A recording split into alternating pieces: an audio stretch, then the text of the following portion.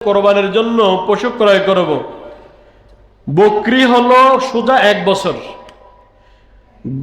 আর যদি গরু জাতীয় পশু দিয়ে কোরবানি দেয় সোজা হলো 2 বছর।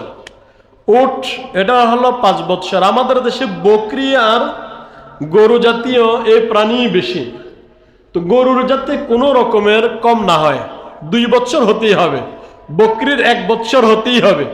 যদি একটু মোটা তাজা দেখা যায় 9 মাসের হয় বা 10 মাসের হয় তা চলবে না, বয়স 1 বছর হতেই হবে। একটু ফুষ্ট তরু তাজা পশু দেখে কোরবানি দেওয়া। এমন দুর্বল যে এই দুর্বলের কারণে পশুটা হেঁটে কোরবানির মাঠ পর্যন্ত যেতে পারবে না, তা দ্বারা কোরবানি হবে না। শিং একবারে মূল থেকে ভাঙ্গা, শিং উঠে না এক জিনিস, কিন্তু উঠার পরে যদি ভেঙে যায়, কান কাটা, চোখে দেখে না, চোখে অন্ধ, জানোয়ারটা অন্ধ, তাহলে তা দ্বারা কোরবানি হবে না। লেজ কাটা, তা দ্বারা কোরবানি না দেওয়া। অর্থাৎ এই সমস্ত পশু যার ত্রুটি রয়েছে তার এই পশু দিয়ে কোরবানি চলবে না, অর্থাৎ কোরবানি না দেওয়া। আমরা বকরি এই জাতীয় পশুতে একজনে 1 ভাগই দিতে পারবে কোরবানি, একজন। আর গরু জাতীয় এই জাতীয় প্রাণী দিয়ে 7 ভাগে কোরবানি দেওয়া। এখানে কয়েকটি লক্ষণীয় বিষয়।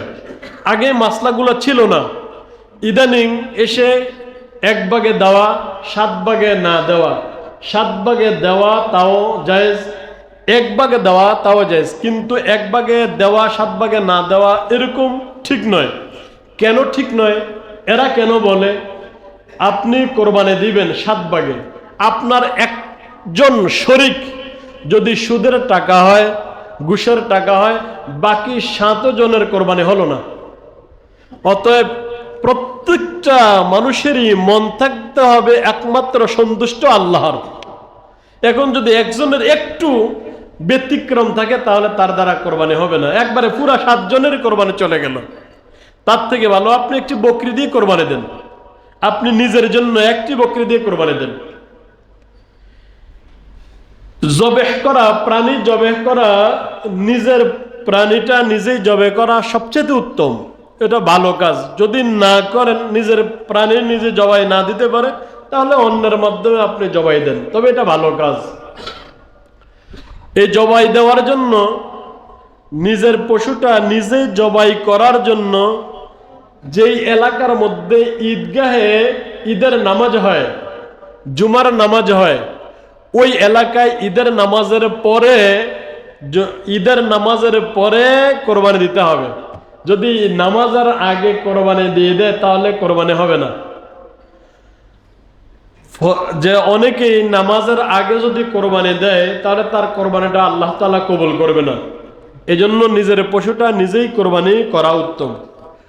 আমরা গোশত বন্টন করে 2 শরিকে কোরবানি দিলাম বা 4 শরিকে কোরবানি দিলাম, কোরবানি দেওয়ার পরে গোশত আমরা বন্টন করে নেই। এই বন্টন এইভাবে থাউকাভাবে বন্টন না করা, পাল্লা ফাতর দিয়ে তারপর বন্টন করা, যাতে কারো ভাগে কম বেশি না পড়ে। যদি কম বেশি হয়ে যায় তাহলে তা ঠিক হলো না, যাতে কম বেশি না হয়। কোরবানির যে গোশতটা উত্তম হলো 3টি বন্টন করা, উত্তম 3 বন্টন করা। এক বন্টন নিজের জন্য রাখা, আরেক বন্টন আত্মীয় স্বজনকে দেওয়া, আরেক বন্টন গরিব মিসকিনকে দেওয়া। দেখেন এখানে ওই যে বলেছিলাম যে কিছু নাস্তিকরা প্রশ্ন করে যেহেতু গোশত খাওয়া এটা উদ্দেশ্য নয়, তারপরেও গরিবকে দিয়া দিলেই তো হয়, সদকা করলে তো হয়, বা দান করে দিলেই তো হয়। তাদের কথাটা ঠিক নয়। এ কারণে কোরবানি দেওয়া যদিও নাকি আল্লাহকে সন্তুষ্ট করার জন্য দিয়েছি, তারপরেও তার কিছু অংশ চলে যায় গরিবের ঘরে। এমনও গরিব যে মানুষটা কোরবানির এই দিনে গোশত দিয়ে ভাত খেয়েছে, বাকি 1 বছর আর কোনোদিন গোশত দেখে না, আছে না নাই? তাহলে এই ব্যক্তিটার ঘরের মধ্যে গোশতটা পৌঁছে, এটাও কিন্তু যদিও কোরবানি দেয় তারপরেও গরিবদের কিছু অংশ এখানে থেকে যায়। আবার কোরবানি দিলে পরে যিনি গরুটা লালন পালন করেছে তারও কিছু উপকার হয়। এমন কোনো মহিলা গ্রাম দেশে রয়েছে, বকরি একটা বকরির ব্যবস্থা করেছে, এটা আগামী বছর কোরবানি আসলে বিক্রি করব, তাহলে তারও উপকার হয়।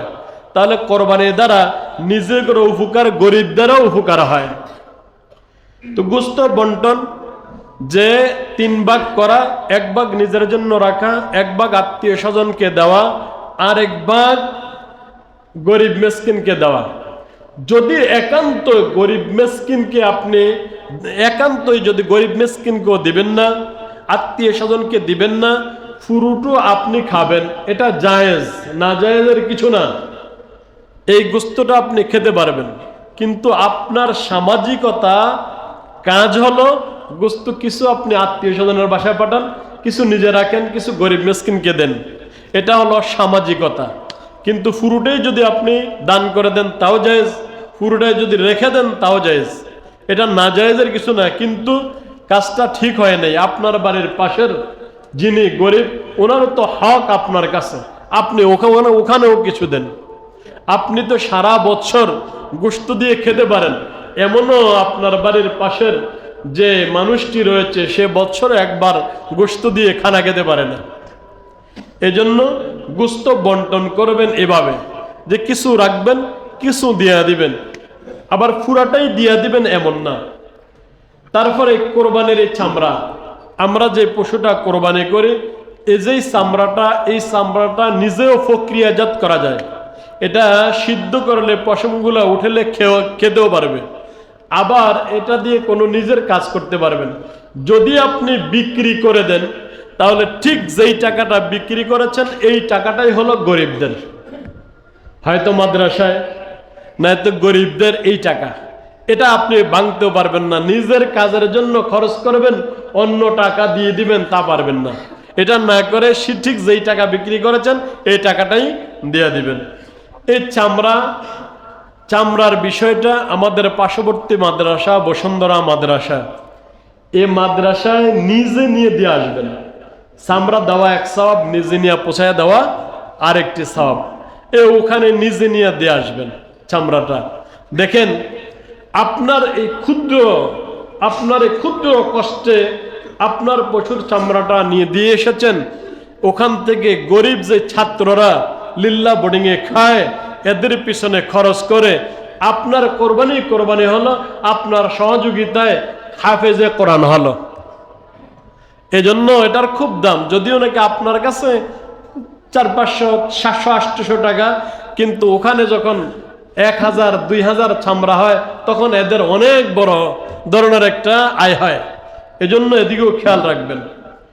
আমরা আকিকার মাসআলা, অনেকেই আমরা কোরবানির সঙ্গে আকিকা দেই।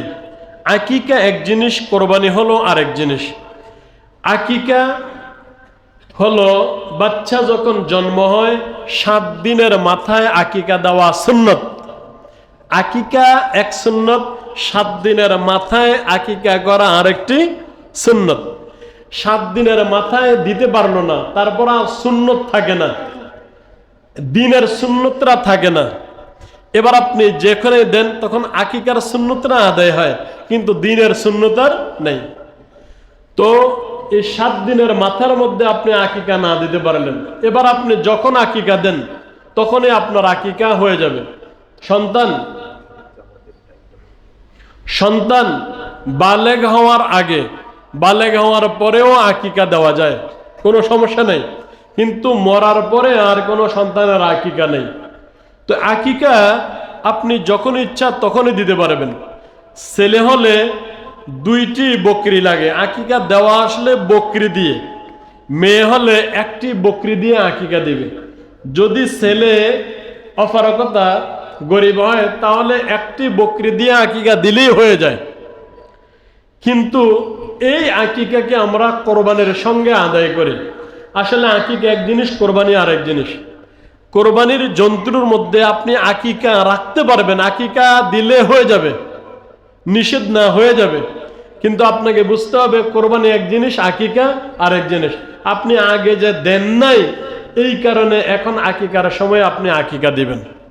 তো যাই হোক, কোরবানি দেওয়ার পরে আপনার উপরে কোরবানি ওয়াজিব, আগে কোরবানি দিবেন, তারপরে সন্তানের আকিকা দিবেন।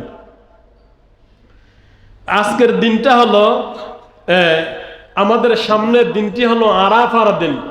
আরাফার দিন 9 জিলহজ আমাদের আরাফা। আসলে এই আরাফার দিনটি হয় চাঁদের সঙ্গে। এই আরাফার দিনে যদি রোজা রাখে, আল্লাহ তাআলা আগের এবং পিছনের মোট 2 বছরের গুনাহ মাফ করে দেয়। যে এদের সঙ্গে একটু সামঞ্জস্যতা আল্লাহ তাআলা চান।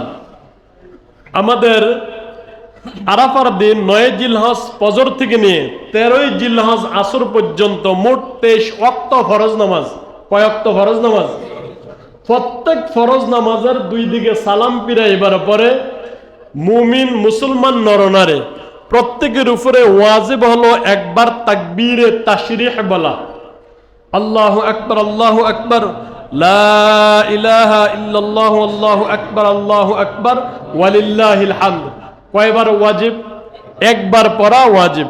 আমাদের অনেকের মা বোনদের মনে নাই, যারা আমরা জামাতে নামাজ পড়ে হয়তো একজনের কথা আরেকজন মনে পড়ে যায়, কিন্তু মা বোনরা মেহরবানি করে যদি সামনে নামাজ যেখানে পড়েন এর সামনে যদি একটু লেখা থাকে তাহলে আপনার মনে পড়ে যাবে। তো এটা করা ওয়াজিব। এজন্য তাকবীর তাশরিহটা যাতে ভুলে না যায়।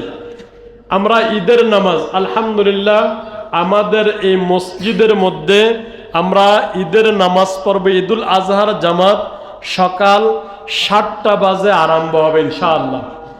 1 মিনিটও দেরি হবে না। মেহরবানি করে আপনাদের সবার দাওয়াত। সকাল 7টায় ঈদের নামাজ আরম্ভ হয়ে যাবে। 7টা বাজবে আর ঈদের নামাজের মধ্যে আমরা দাঁড়িয়ে যাবো ইনশাআল্লাহ। ঈদের নামাজে আসার জন্য কিছু সুন্নত, ঈদের নামাজের দিন কিছু সুন্নত।